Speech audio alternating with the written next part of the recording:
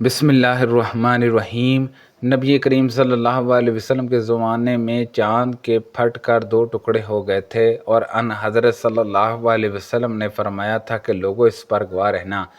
مکہ والوں نے رسول کریم صلی اللہ علیہ وسلم سے کہا تھا کہ انہیں کوئی معجزہ دکھائیے، تو آپ نے شق قمر کا معجزہ یعنی چاند کا پھٹ جانا ان کو دکھایا۔ نبی کریم صلی اللہ علیہ وسلم کے زمانے میں چاند کے دو ٹکڑے ہو گئے تھے۔ نبی کریم صلی اللہ علیہ وسلم کی مجلس سے دو صحابی آج سعید بن حضیر اور عبید بن بشر رضی اللہ عنہما اٹھ کر اپنے گھر واپس ہوئے۔ رات اندھیری تھی، لیکن دو چراغاں کی طرح کوئی چیز ان کے آگے روشنی کرتی جاتی تھی۔ پھر جب یہ دونوں راستے میں اپنے اپنے گھر کی طرف جانے کے لیے جدا ہوئے تو وہ چیزیں دونوں کے ساتھ الگ الگ ہو گئیں، اور اس طرح وہ اپنے گھر والوں کے پاس پہنچ گئے۔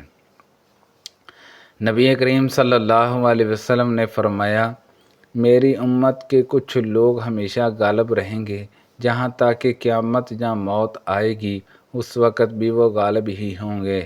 میں نے رسول کریم صلی اللہ علیہ وسلم سے سنا تھا، آپ فرما رہے تھے کہ میری امت میں ہمیشہ ایک گروہ ایسا موجود رہے گا جو اللہ تعالیٰ کی شریعت پر قائم رہے گا۔ انہیں ذلیل کرنے کی کوشش کرنے والے اور اسی طرح ان کی مخالفت کرنے والے انہیں کوئی نقصان نہ پہنچا سکیں گے، یہاں تک کہ قیامت آ جائے گی اور وہ اسی حالت پر رہیں گے۔ عمیر نے بیان کیا کہ اس پر مالک بن یخرمہ نے کہا کہ معاذ بن جبل رضی اللہ عنہ نے کہا تھا کہ ہمارے زمانے میں یہ لوگ شام میں ہیں۔ امیر معاویہ رضی اللہ عنہ نے کہا کہ دیکھو یہ مالک بن یخرمہ جہاں موجود ہیں، جو کہہ رہے ہیں کہ انہوں نے معاذ رضی اللہ عنہ سے سنا ہے کہ یہ لوگ شام کے ملک میں ہیں۔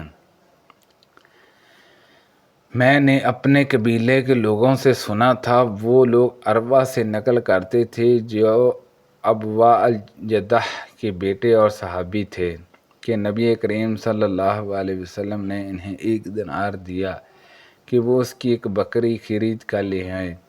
انہوں نے اس دینار سے 2 بکریاں خریدیں، پھر ایک بکری کو 1 دینار میں بیچ کر دینار بھی واپس کر دیا اور بکری بھی پیش کر دی۔ ان حضرت صلی اللہ علیہ وسلم نے اس پر ان کی تجارت میں برکت کی دعا فرمائی۔ پھر تو ان کا یہ حال ہوا کہ اگر مٹی بھی خریدتے تو اس میں انہیں نفع ہو جاتا۔ سفیان نے کہا کہ حسن بن عمیر نے ہمیں یہ حدیث پہنچائی تھی۔ شبجاب بن رکندہ سے حسن بن عمار نے کہا کہ شبابہ نے یہ حدیث خود عروہ رضی اللہ عنہ سے سنی تھی۔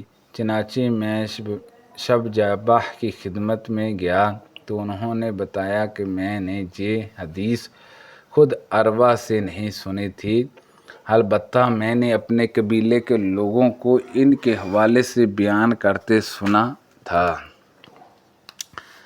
میں نے نبی کریم صلی اللہ علیہ وسلم سے سنا، آپ نے فرمایا، خیر اور بلائی گھوڑوں کی پیشانی کے ساتھ قیامت تک کے لیے بندھی ہوئی ہے۔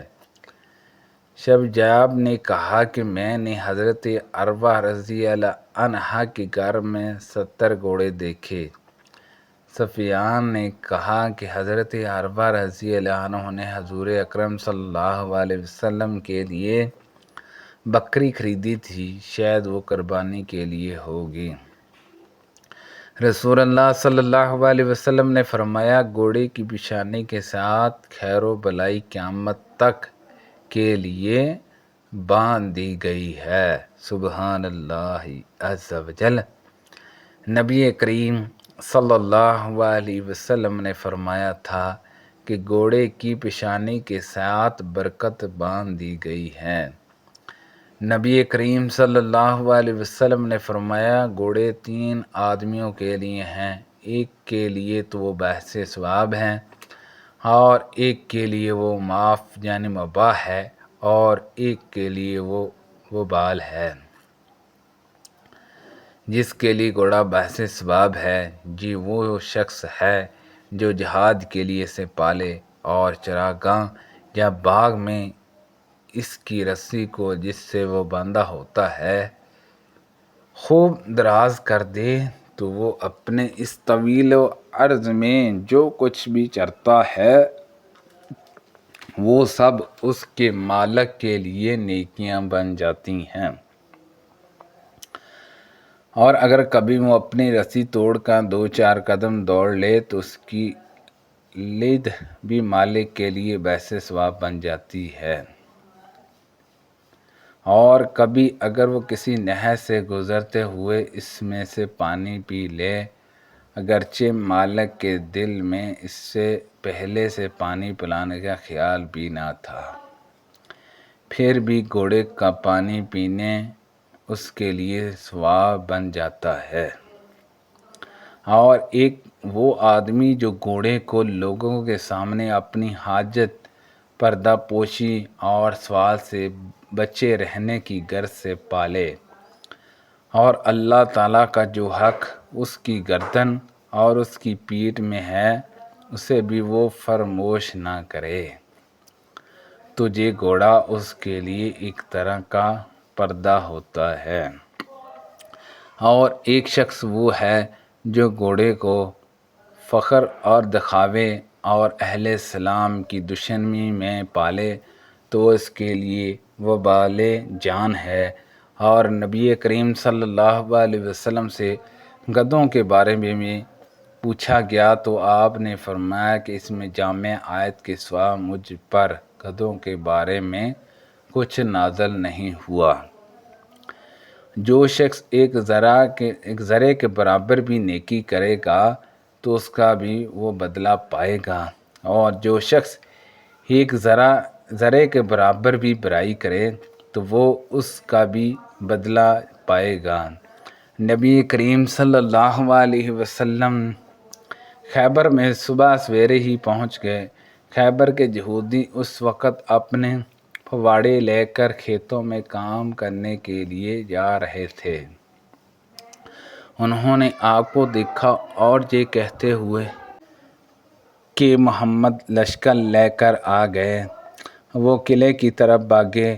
اس کے بعد ان حضرت صلی اللہ علیہ وسلم نے اپنے ہاتھ اٹھا کر فرمایا، اللہ اکبر! خیبر تو برباد ہوا کہ جب ہم کسی قوم کے میدان میں جنگ کے لیے اتر جاتے ہیں تو پھر ڈرائے ہوئے لوگوں کی صبح بری ہو جاتی ہے۔ ہم نے عرض کیا، یا رسول اللہ صلی اللہ علیہ وسلم، میں نے آپ سے بہت سی حدیثیں اب تک سنی ہیں لیکن میں انہیں بھول جاتا ہوں۔ ان حضرت صلی اللہ علیہ وسلم نے فرمایا کہ اپنی چادر پھیلاؤ۔ میں نے چادر پھیلائی اور آپ نے اپنے ہاتھ سے اس میں ایک لب بھر کر ڈال دی اور فرمایا کہ اسے اپنے بدن سے لگا لو۔ چنانچہ میں نے لگا لیا اور اس کے بعد کبھی کوئی حدیث نہیں بھولا۔ سبحان اللہ عز و جل۔ اللہ پاک سے دعا ہے کہ اللہ پاک ان حدیثوں پر عمل کرنے کی توفیق عطا فرمائے۔ کوئی غلطی کوتاہی ہو گئی ہو تو اللہ پاک معاف فرمائے۔ اللہ پاک ہم سب کو صحت و تندرستی عطا فرمائے۔ صدقہ جاریہ سے دوسرے لوگوں تک زیادہ سے زیادہ شیئر کیجیے۔ آمین بجاہ النبی الامین صلی اللہ علیہ وسلم۔